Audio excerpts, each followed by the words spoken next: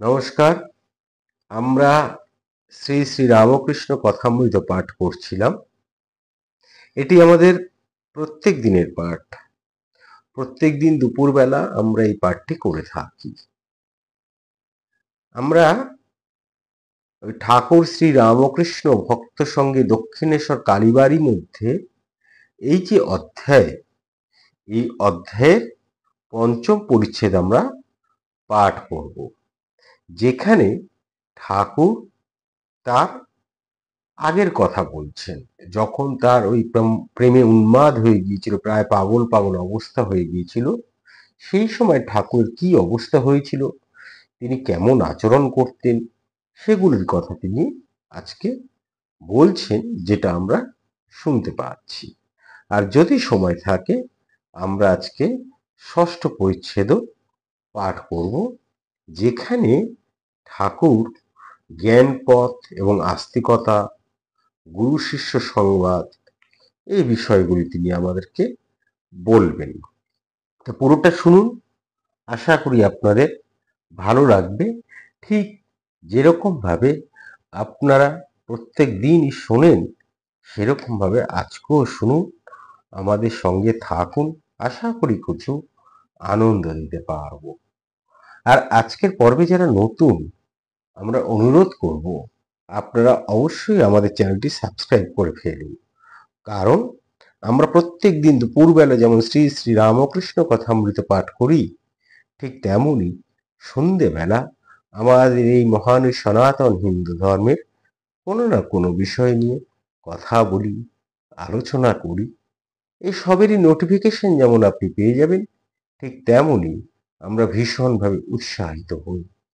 আর এই উৎসাহকে পাথেয় করেই আজকে আমরা পঞ্চম পরিচ্ছেদ শুরু করছি, যার একটি শিরোনাম শ্রীমৎ দিয়েছেন ঠাকুর শ্রী রামকৃষ্ণের প্রথম প্রেমে উন্মাদ কথা, এবং আরেকটি উপশিরোনামও দিয়েছেন, যেটি তৃতীয় বন্ধনীতে তিনি লিখতেন একটু মোটা অক্ষরে। সেখানে তিনি লিখছেন পূর্ব কথা দেবেন্দ্র ঠাকুর, দীন মুখর্জি ও কুয়ার সিং। তা তিনি লিখছেন, আজও অমাবস্যা, মঙ্গলবার, ইংরাজির 5ই জুন 1883 খ্রিস্টাব্দ। শ্রী রামকৃষ্ণ কালীবাড়িতে আছেন। রবিবারই ভক্ত সমাগম বেশি হয়, আজ মঙ্গলবার বলিয়া বেশি লোক নাই। রাখাল ঠাকুরের কাছে আছেন, হাজরাও আছেন। ঠাকুরের ঘরের সামনে বারান্দায় আসন করিয়া আছেন। মাস্টার গত রবিবার আসিয়াছেন ও কয়দিন আছেন। খুব সুন্দর বর্ণনা এই শ্রীমৎ দেন। এই যে আজকের দিনটি, যে দিনটি হচ্ছে 5ই জুন 1883, হ্যাঁ, তা এই দিনটি, এই যে লিখছেন শুধু আজও অমাবস্যা, এর আগের দিনে যে বর্ণনা লিখেছেন সেদিনও অমাবস্যা ছিল। সেদিন ছিল ফলহারিণী পূজা, কালী পূজা, যেটি আমরা গতকাল পর্যন্ত পাঠ করেছি। এখানে প্রসঙ্গত বলে রাখি, আমরা এখনো পর্যন্ত যা পাঠ করেছি সবটাই আমাদের একটি প্লে লিস্টে সংযুক্ত করা আছে। যারা পুরনো কোনো পর্ব শুনতে চান, তারা সেইখান থেকে শুনে নিতে পারেন।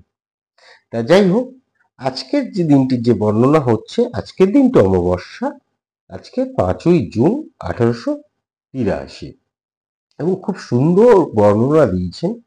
এবং কখনো কখনো তিনি ব্যাখ্যা দেন কোনো শব্দের আমাদের বা কোন তথ্যের। আর বেশিরভাগ সময় ঠাকুর নিজেই দিয়ে দেন ব্যাখ্যা। এবার যখন ঠাকুর নিজে না দিয়ে থাকেন বা এই শ্রীমৎ যখন দেন না, তখন আমরা তার একটি ব্যাখ্যা করি।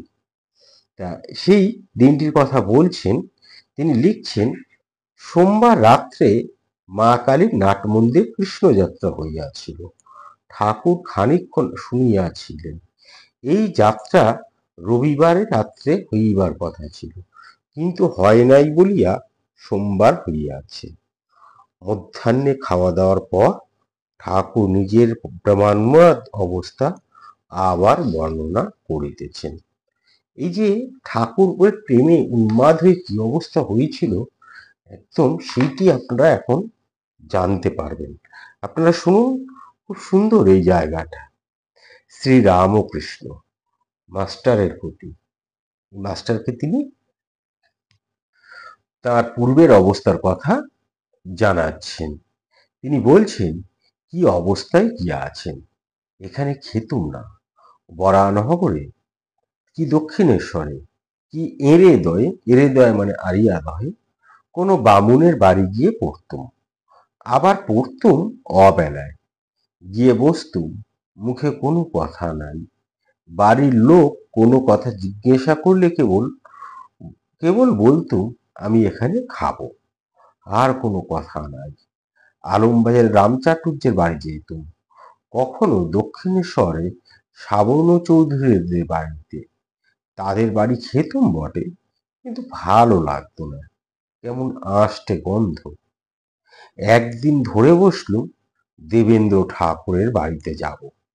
দেবেন্দ্র ঠাকুর বলতে প্রিন্স দ্বারকানাথ ঠাকুরের পুত্র, আমাদের বিশ্বকবি রবীন্দ্রনাথ ঠাকুরের পিতা মহর্ষি দেবেন্দ্রনাথ ঠাকুরের কথা বলছেন এখানে, যিনি ব্রাহ্ম ধর্মের আচার্য ছিলেন এবং ব্রাহ্ম সমাজকে, যেটি দ্বারকানাথ ঠাকুর, রাজা রামমোহন রায় প্রমুখরা তৈরি করেছিলেন, সেইটিকে তিনি কনভার্ট করেন ব্রাহ্ম ধর্মে। সেই ঠাকুর বলছেন, কখনো তিনি বলতেন দেবেন্দ্র ঠাকুরের বাড়ি যাব।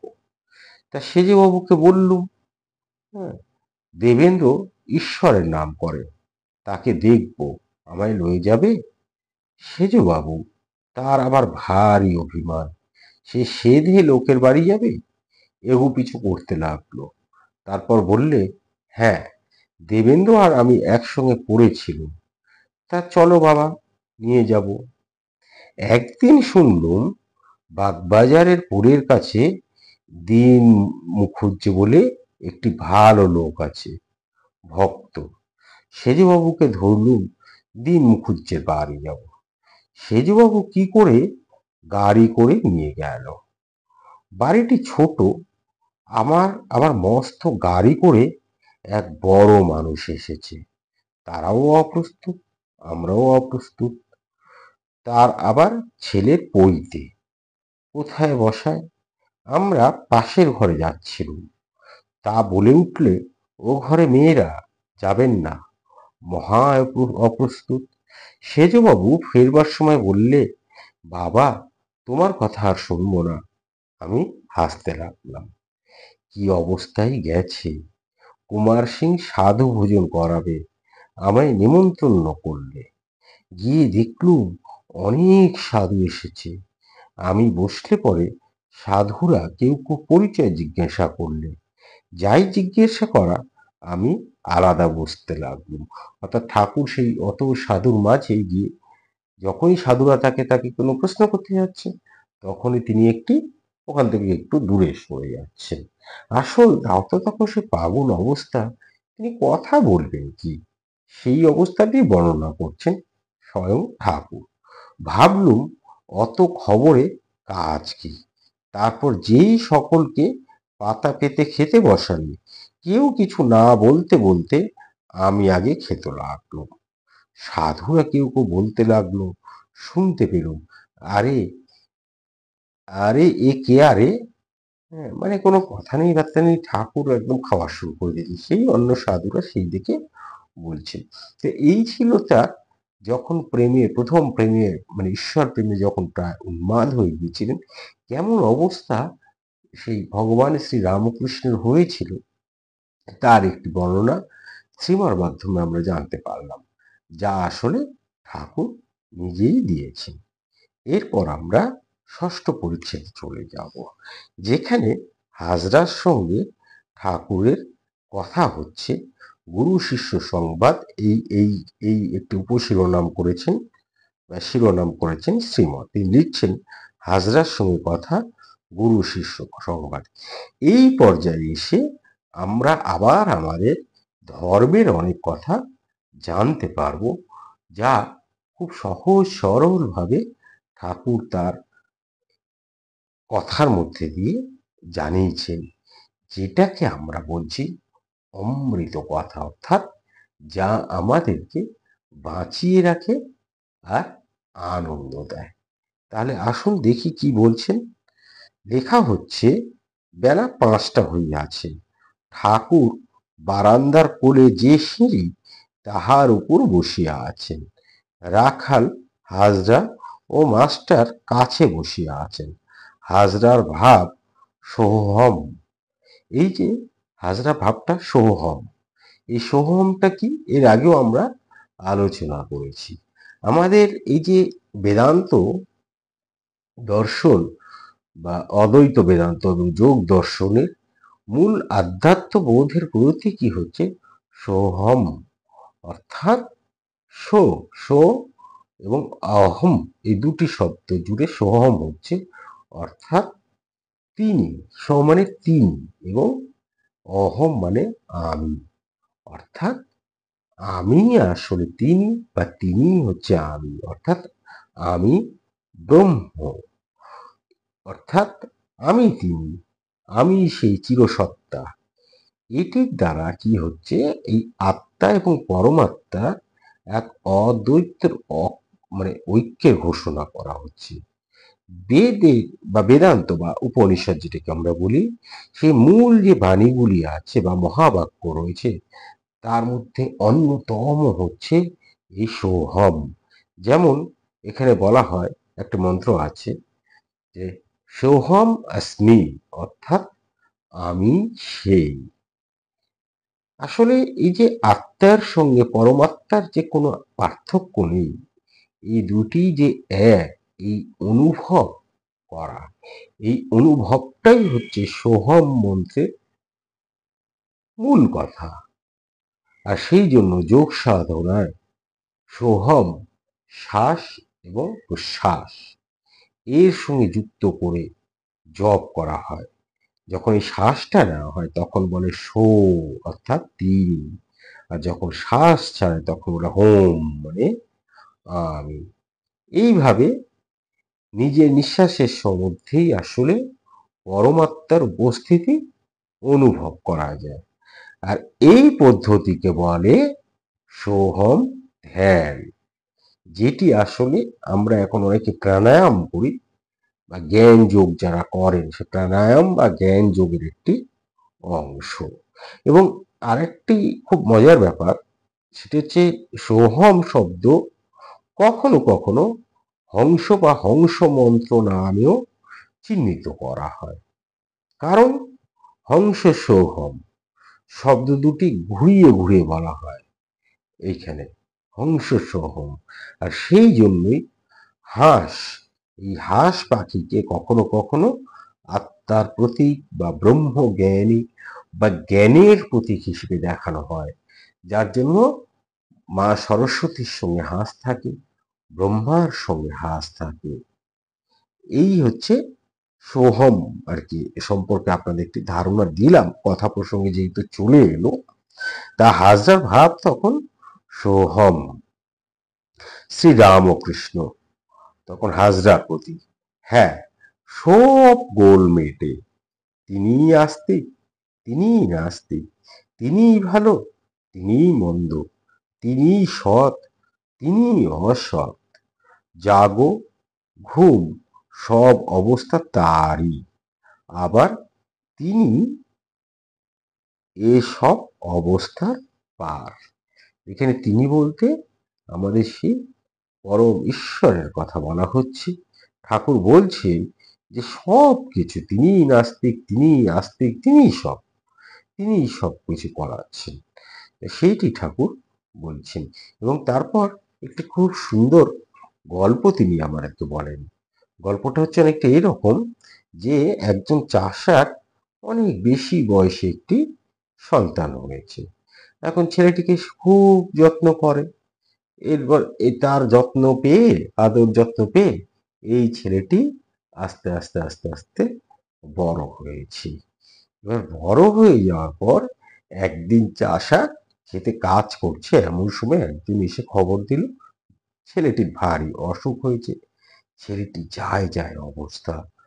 এখন বাড়িতে এসে দেখে ছেলে সত্যিই চলে গেছে, এই দেহ ত্যাগ করেছে। এবং তার পরিবার খুব কাঁদছে, হ্যাঁ, আশেপাশে সবাই খুব কাঁদছে, কিন্তু চাষার চোখে একটুও জল নেই। এখন মানে তার পরিবার প্রতিবেশীদের কাছে তাই আরো দুঃখ করে বলতে লাগলো যে দেখো, এমন ছেলেটি চলে গেল, আর এর চোখে একটুও জল নেই। অনেক পরে চাষা পরিবারকে সম্বোধন করে বললেন যে কেন আমি কাঁদছি না জানো? আমি কাল স্বপ্ন দেখেছিলাম যে রাজা হয়েছি আর 7 ছেলের বাপ হয়েছি। স্বপনে দেখলুম যে ছেলেগুলি রূপে গুণে সুন্দর, ক্রমে বড় হলো, তারা বিদ্যা ধর্ম উপার্জন করলেন। এমন সময় আমার ঘুম ভেঙে গেল। এখন আমি ভাবছি যে তোমার ওই এক ছেলের জন্য কাঁদবো, কি আমার 7 ছেলের জন্য কাঁদবো। ঠাকুর বলছেন এই গল্পটা বলে, জ্ঞানীদের মতে স্বপন অবস্থাও যেমন সত্য, আবার জাগা অবস্থাই হচ্ছে সত্য। ঈশ্বরই কর্তা, তার ইচ্ছাতে সব হচ্ছে। তখন এই হাজরা বলেন, কিন্তু বোঝা বড় শক্ত। এই যে ঈশ্বরের মানে কৃপাতেই সব হচ্ছে, হাজরা বলছেন যে এটি সহজে বোঝা যায় না। ভূকৈলাসের সাধু কত কষ্ট দিয়ে একরকম মেরে ফেলা হলো। ভূকৈলাস বলে একটি জায়গায়, সেখানকার এক সাধুর কথা বলছেন যে তাকে কষ্ট দিয়ে মেরে ফেলা হলো। ভক্তরাই সেই কষ্ট দিয়েছিল, সাধারণ মানুষই কষ্ট দিয়েছিল। কি কষ্ট দিয়েছিল? সত্যি সেটি খুব মর্মান্তিক একটি ঘটনা। সাধু সমাধিস্থ হয়েছিল। এইবার কখনো ভক্তরা বুঝতে পারছে না যে তিনি যে সমাধিস্থ হচ্ছে, ভাবছে বুঝি এ অজ্ঞান হয়ে যাবে, এবার একে জাগিয়ে তুলতে হবে আর কি। হ্যাঁ, কিন্তু তিনি তো, তার মনটা, দেহটা এখানে আছে, মনটা এখানে আর নেই। ফলে কি হলো, কখনো তাকে মাটির ভিতর পুঁতে ফেলা হচ্ছে, কখনো জলের ভিতর রেখে দিচ্ছে, কখনো গায়ে ছেঁকা দিচ্ছে। এই রকম করে করে তার চৈতন্যটা চৈতন্য করানো মানে জ্ঞান আনানো। হ্যাঁ, মানে কি অত্যাচারটা করেছিলেন আপনারা ভাবুন একবার। এবার জ্ঞান যখনই হলো, তখনই এই যে কখনো মারছে, কখনো ছ্যাঁকা দিচ্ছে, কখনো জলে ফেলছে, কখনো মাটির মধ্যে চাপা দিয়ে দিচ্ছে, তার দেহ এইগুলি আর সহ্য করতে পারলো না। জ্ঞান হওয়ার পরেই তিনি তীব্র যন্ত্রণায় আক্রান্ত হলেন। এবার কি হলো, সেই যন্ত্রণায় তিনি দেহ ত্যাগ করলেন। এখন লোকে যন্ত্রণাও দিলে, আর ঈশ্বরের ইচ্ছাতে আবার মারাও গেলেন। তারপরে এটি কৈলাস এই হাজরা বলেন। তারপরে একটি ছোট্ট সাবহেডিং করেছেন আমাদের শ্রীমন, লিখছেন problem of evil and the immorality of the soul. তা সেই বলছেন ঠাকুর এই প্রসঙ্গে, যার যা ধর্ম তার ফল সে পাবে, কিন্তু ঈশ্বরের ইচ্ছায় সে সাধুর দেহত্যাগ করলো। ঠাকুর বলছেন এইটি তার কর্ম ছিল, এই ফলটা সে পেয়েছে, কিন্তু ঈশ্বরের কৃপাতেই বা ঈশ্বরের ইচ্ছাতেই দেহত্যাগ হয়েছিল সেই সাধু। কবিরাজেরা বোতলের ভিতর মকরধ্বজ তৈয়ার করে, চারিদিকে মাটি দিয়ে আগুনে ফেলে রাখে। বোতলের ভিতর যে সোনা আছে, সেই সোনা আগুনের তাতে আরো অন্য জিনিসের সঙ্গে মিশে মকরধ্বজ হয়। তখন কবিরাজ বোতলটি নিয়ে আস্তে আস্তে ভেঙে ভিতরের মকরধ্বজ বের করে দেয়। তখন বোতল থাকলেই বা কি, আর গেলেই বা কি। তেমনি লোকে ভাবে সাধুকে মেরে ফেললে, কিন্তু হয়তো তার জিনিস তৈয়ার হইয়া গিয়েছিল। ভগবান লাভের পর শরীর থাকলেই বা কি, আর গেলেই বা কি। ভূকৈলাসে সাধু সমাধিস্থ ছিল। সমাধি অনেক প্রকার। এবার ঠাকুর বলছেন যে ভূকৈলাসের সাধু সমাধিস্থ ছিলেন এবং সমাধি অনেক প্রকারের হয়। ঋষিকেশের সাধুর কথার সঙ্গে আমার অবস্থা মিলে গিয়েছিল। এই যে ঠাকুর যখন প্রেমে উন্মাদ, এই ঠাকুর বলছেন ওটাও সমাধির একটি অবস্থা। এবং ঋষিকেশের সেই সাধু কথার সঙ্গে সেই ঠাকুরের এই যে সেই অবস্থা কিন্তু মিলে গিয়েছিল। কখনো দেখি শরীরের ভিতর বায়ু চলছে যেন পিঁপড়ের মতো, কখনো বা সরাত সরাত করে বানর যেমন এক ডাল থেকে আরেক ডালে লাফায়, কখনো মাছের মতো গতি। যার হয় সে জানে। জগৎ ভুল হয়ে যায়, মনটা একটু নামলে বলি, মা আমায় ভালো করো, আমি কথা কব। ঈশ্বর কোটি অবতারাদি না হলে সমাধির পর ফেরে না। এই যে ঈশ্বর কোটি ঠাকুর এই কথাটা বললেন, এই কথাটা হচ্ছে ওই ঈশ্বর কোটি মানে যেটা বোঝায় যে ঈশ্বরের অনেকগুলি ভাগ, হ্যাঁ, সেইটিকে ঈশ্বর কোটি বলি। এখানে দুইটি অংশ আমরা পাচ্ছি, একটা হচ্ছে ঈশ্বর অর্থাৎ স্রষ্টা, যিনি আসলে সর্বশক্তিমান, যিনি পরম সত্তা, তিনি এই জগৎ সংসার তৈরি করেছেন। আর পাচ্ছে কোটি, এই যার অর্থ হচ্ছে বিভাগ বা শ্রেণী কিংবা প্রকার, হ্যাঁ, এগুলো আমরা বুঝি সংস্কৃতে। এবার ঈশ্বরের শ্রেণী বা বিভাগ, যাকে ঈশ্বর কথা বলে, ঈশ্বরের ঈশ্বর কোটি বলা হচ্ছে। কিছু কিছু আমাদের ধর্ম বা দর্শনে ঈশ্বরের এই বিভিন্ন সত্তাকে ঈশ্বর কোটি বা বিভাগ রূপে দেখানো হয়েছে। যেমন ধরুন দেবতা, অর্চা, অবতার, উপাস্য শক্তি প্রভৃতি সব একত্রে ঈশ্বর কোটির অন্তর্গত হতে পারে, এটি আমাদের দর্শন সাহিত্য বলছে। আবার যখন কোটি এই সংখ্যাটা তো আমরা এটি তো একটি সংখ্যা হিসেবেও আমরা ব্যবহার করি, হ্যাঁ, তখন ঈশ্বর কোটি বলতে এখানে ঈশ্বর বা কোটি কোটি ঈশ্বর, অসংখ্য ঈশ্বর বা কোটি কোটি ঈশ্বর বোঝানো হতে পারে। যেমন ধরুন বলা হয় ত্রয়োদশ কোটি দেবতা, অর্থাৎ 13 কোটি ঈশ্বর তুল্য শক্তির ধারণা। বেদ এবং উপনিষদ, আমাদের সবকিছুতে সেই জায়গাটা ফিরে যেতে হয় আমাদের। যা বেদ এবং উপনিষদ অনুসারে বলা হয় যে ঈশ্বর এক ও অদ্বিতীয়, কিন্তু তিনি নানা রূপে প্রকাশিত। এই নানা প্রকাশ রূপটি ঈশ্বর কোটি নামে চিহ্নিত করা যেতে পারে। তাই সাংখ্য দর্শন, যোগ দর্শন কিংবা আমাদের যে ভক্তি মার্গ রয়েছে, সেই ভক্তি মতবাদে ঈশ্বর কোটি অর্থ কি হতে পারে? ঈশ্বর তুল্য জ্ঞান, ঈশ্বর তুল্য শক্তি বা ঈশ্বরের অনুগ্রহ।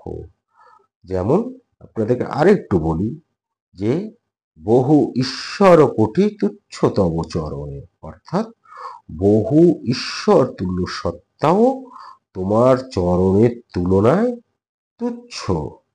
তাই ঈশ্বর কোটি বলতে আমরা বুঝতে পারি ঈশ্বর তুল্য বিভিন্ন সত্তা শ্রেণী অথবা ঈশ্বরের অসংখ্য রূপ প্রকাশ, এইটি আমরা বলতে পারি। এই রূপ প্রকাশের মধ্যে অবতার এই রূপটিও রয়েছে। তাই ঈশ্বর কোটি না হলে সমাধির পর ফেরে না। জীবন কেউ কেউ সাধনার জোরে সমাধিস্থ হয়, জীব কেউ কেউ সাধনার জোরে সমাধিস্থ হয়, কিন্তু আর ফেরে না। তিনি যখন নিজে মানুষ হয়ে আসেন, অবতার হন, জীবের মুক্তি চাবি তার হাতে থাকে, তখন সমাধির পর ফেরে লোকের মঙ্গলের জন্য। অর্থাৎ একবার যদি সমাধি হয়ে যায় তখন কিন্তু আর কেউ ফেরে না, কিন্তু ওই ঈশ্বর কোটি অর্থাৎ ঈশ্বরের বিভিন্ন ভাগের মধ্যে হচ্ছে অবতার, অবতার হিসেবে তারা ফিরে আসে। হ্যাঁ, তারা ফিরে আসতে পারে, অর্থাৎ সমাধিটা তখন তার সত্যিকারের ভঙ্গ হয়। তা মাস্টার তখন নিজেকেই নিজে বলছেন, ঠাকুরের হাতে কি জীবের মুক্তির চাবি? অর্থাৎ ঠাকুর কি নিজে অবতার? তিনি তো সমাধির পর ফিরে এসেছেন, স্বাভাবিক মানুষের মতন আচরণ করছেন, তাহলে কি ঠাকুরই অবতার? হাজরা তখন বলছেন, এটি মাস্টার নিজের কাছে নিজে বলেন, এবং সত্যিই তাই আমরা দেখেছি বা পরবর্তীকালে, যার জন্য যুগাবতার বলা হয়। এই যুগের অবতার হচ্ছেন ভগবান শ্রীরামকৃষ্ণ, যিনি আমাদেরকে উদ্ধার করতে এসেছেন। কিভাবে উদ্ধার করেছেন, কোথা থেকে উদ্ধার করেছেন? আমাদের এই যে সংসারের জালে, যে মায়াতে আমরা আবদ্ধ হয়ে আছি, এই মায়ার থেকে তিনি আমাদেরকে উদ্ধার করার জন্য এসেছেন। আর একবার যদি এই মায়াকে ছিন্ন করতে ফেলতে পারি, তাহলে আমাদের যে এ, ঈশ্বরের যে গুণগুলি রয়েছে, সেগুলো আমাদের মধ্যেও আস্তে আস্তে প্রকাশ হবে। আর আমরা আধ্যাত্মিকতার চর্চার দিকে এগিয়ে যেতে পারবো, সাত্ত্বিক পথে আমরা এগিয়ে যেতে পারবো। তাই ঈশ্বরকে তাই ভগবান শ্রীরামকৃষ্ণ এসেছেন আমাদের মধ্যে। এইটি আমাদের একটি বিশ্বাস, এইটি আমাদের একটি ধারণা, এবং যা আমাদেরকে সত্যিকারের বাঁচিয়ে রেখেছে। এবং আমরা আমাদেরকে একটু এই কথামৃতের পাঠের মধ্যে দিয়ে বা ঠাকুরের এই কথা শুনে আমরা নিজেদেরকে একটু উন্নতির জায়গায় নিয়ে যাওয়ার চেষ্টা করছি। তা হাজরা তখন বলেন, ঈশ্বরকে তুষ্ট করতে পারলেই হলো, অবতর থাকুন আর না থাকুন। শ্রীরামকৃষ্ণ হাসলেন হা হা করে, এবং বললেন, হা হা, বিষ্ণুপুরে রেজিস্ট্রারির বড় অফিস, সেখানে রেজিস্টার করতে পারলে আর গোঘাটে গোল থাকে না। মানে ঈশ্বরের কাছে যদি একবার, এটা তুলনা দিলেন, ঈশ্বরের কাছে যদি একবার পৌঁছে যাওয়া যায়, ঈশ্বরের কাছে যদি নিজের নামটা একবার লিখিয়ে নেওয়া যায়, তাহলে আর এখানে এইসব ছোটখাটো ব্যাপারগুলো নিয়ে আমাদের আর কোনো সমস্যায় পড়তে হয় না। এবার আবার আরেকটি সাবহেডিং আছে, যেখানটা লেখা হচ্ছে গুরু শিষ্য সংবাদ, শ্রীমুখ কথিত চরিতামৃত। বলছেন, আজ মঙ্গলবার, অমাবস্যা, সন্ধ্যা হইল, ঠাকুর বাড়িতে আরতি হইতেছে। দ্বাদশ শিব মন্দিরে ও রাধাকান্তের মন্দিরে ও ভবতারিণীর মন্দিরে শঙ্খ ঘণ্টা ধ্বনির মঙ্গল বাজনা হইতেছে। আরতি সমাপ্ত হইলে কিয়ৎক্ষণ পরে ঠাকুর শ্রীরামকৃষ্ণ নিজের ঘর হইতে দক্ষিণের বারান্দায় আসিয়া বসিলেন। চতুর্দিকে নিবিড় আধার, কেবল ঠাকুর বাড়িতে স্থানে স্থানে দ্বীপ জ্বলিতেছে। ভাগীরথী বক্ষে আকাশের কালো ছায়া পড়িয়াছে। অমাবস্যা, ঠাকুর সহজেই ভাবময়, আজ ভাব ঘনীভূত হইয়াছে। শ্রীমুখে মাঝে মাঝে প্রণব উচ্চারণ ও মার নাম করিতেছে। গ্রীষ্মকাল, ঘরের ভিতর বড় গরম, তাই বারান্দায় আসিয়াছেন। একজন ভক্ত একটি মছলন্দের মাদুর দিয়াছেন, সেইটি বারান্দায় পাতা হইল। ঠাকুর অহর্নিশ মার চিন্তা, শুইয়া শুইয়া মনির সঙ্গে ফিস ফিস করিয়া কথা কহিতেছে। শ্রীরামকৃষ্ণ, দেখো, ঈশ্বরকে দর্শন করা যায়। অমুকের দর্শন হয়ে গিয়েছে, কিন্তু কাউকে বলো না। আচ্ছা, তোমার রূপ না নিরাকার ভালো লাগে? মনি, আজ্ঞা, এখন একটু নিরাকার ভালো লাগে, তবে একটু একটু বুঝেছি যে তিনি এসব সাকার হয়েছেন। শ্রীরামকৃষ্ণ, তোমার বেলঘরে মতিশিলের ঝিলে গাড়ি করে নিয়ে যাবে, সেখানে মুড়ি ফেলে দাও, মাছ সব এসে মুড়ি খাবে। আহা, মাছগুলি কিরা করে বেড়াচ্ছে, দেখলে খুব আনন্দ হয়, তোমার উদ্দীপন হবে, যেন সচ্চিদানন্দ সাগরে আত্মরূপ মিন কিরা করিতেছে। তেমনি খুব বড় মাঠে দাঁড়ালে ঈশ্বরীয় ভাব হয়, যেন হাড়ির মাছ পুকুরে এসেছে। তাকে দর্শন করতে হলে সাধনের দরকার। আমাকে কঠোর সাধন করতে হয়েছে। বেলতলায় কত রকম সাধনা করেছি, গাছতলায় পড়ে থাকতুম মা দেখা দাও বলে, চোখের জলে গা ভেসে যেত। মনি, আপনি কত সাধন করেছেন, আর লোকের কি এক্ষণে হয়ে যাবে? বাড়ির চারিদিকে আঙুল ঘুরি দিলেই কি দেওয়াল হয়? শ্রীরামকৃষ্ণ সহাস্যে অমৃত বলে, একজন আগুন করলে 10 জন পোহায়। আরেকটি কথা, নিত্যে পৌঁছে লীলায় থাকা ভালো। মণি, আপনি বলেছেন লীলা বিলাসের জন্য। শ্রীরামকৃষ্ণ না, লীলাও সত্য। আর দেখো, যখন আসবে তখন হাতে করে একটু কিছু আনবে। নিজে বলিতে নাই, অভিমান হয়। অধর সেনকেও বলি, 1 পয়সার কিছু নিয়ে এসো। ভবনাথকে বলি, 1 পয়সার পান আনিস। ভবনাথের কেমন ভক্তি দেখেছ? নরেন্দ্র ও ভবনাথ যেন নরনারী। ভবনাথ নরেন্দ্রের অনুগত। নরেন্দ্রকে গাড়ি করে নিল, কিছু খাবার আনবে, এতে খুব ভালো হয়। তারপরে জ্ঞানপথ ও নাস্তিকতা। জ্ঞান ও ভক্তি দুই পথ। ভক্তি পথে একটু আচার বেশি করতে হয়। জ্ঞান পথে যদি অনাচার কেউ করে, সে নষ্ট হয়ে যায়। বেশি আগুনে জ্বালালে কলা গাছটা ভিতরে ফেলে দিয়ে পুড়ে যায়। জ্ঞানীর পথ বিচার পথ। বিচার করতে করতে নাস্তিক ভাব হয়তো কখনো কখনো এসে পড়ে। ভক্তের আন্তরিকতাকে জানার ইচ্ছা থাকলে নাস্তিক ভাব এলেও সে ঈশ্বর চিন্তা ছেড়ে দেয় না। যার বাপ পিতামহ চাষাগিরি করে এসেছে, হাজার সুখা বৎসরে ফসল না হলেও সে চাষ করে। ঠাকুর তাকিয়ার উপর মস্তক করি রাখিয়া শুইয়া শুইয়া কথা কহিতেছেন। মাঝে মাঝে মণিকে বলিতেছেন, আমার পাটা একটু কামড়াচ্ছে, একটু হাত বুলিয়ে দাও তো গা। তিনি সেই অহেতু কৃপাসিন্ধু গুরুদেবের শ্রী পাদপদ্মে সেবা করিতে করিতে শ্রীমুখ হইতে বেদধ্বনি শুনিতেছিলেন। এখানেই এই সুন্দর একটি উপসংহারের মধ্যে দিয়ে এই অধ্যায়টি মাস্টার শেষ করলেন, এবং আমরাও আজকের পাঠ এখানেই শেষ করছি। আশা করি আমাদের পাঠ আপনাদের ভালো লাগছে, আমাদের পাঠ আপনাদেরকে আনন্দ দিতে পারছে। যদি আপনাদের ভালো লেগে থাকে, যদি আপনাদের আনন্দ দিয়ে থাকে, অবশ্যই আমরা একটু লাইক করতে আশা করি এবং একটু মন্তব্য করতে আশা করি। এই পাঠ আপনাদের কেমন লাগছে একটু লিখে জানান, যাতে আমরা বুঝতে পারি।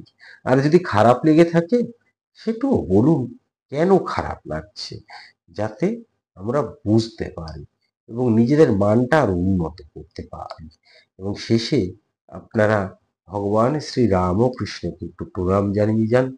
তাতে সত্যি দেখবেন নিজেও আনন্দে থাকবেন, অন্যকেও আনন্দে দিতে পারবেন।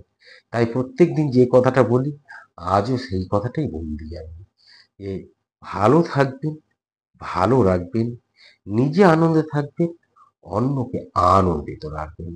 ধন্যবাদ, নমস্কার। ধন্যবাদ, নমস্কার, ধন্যবাদ, নমস্কার, ধন্যবাদ।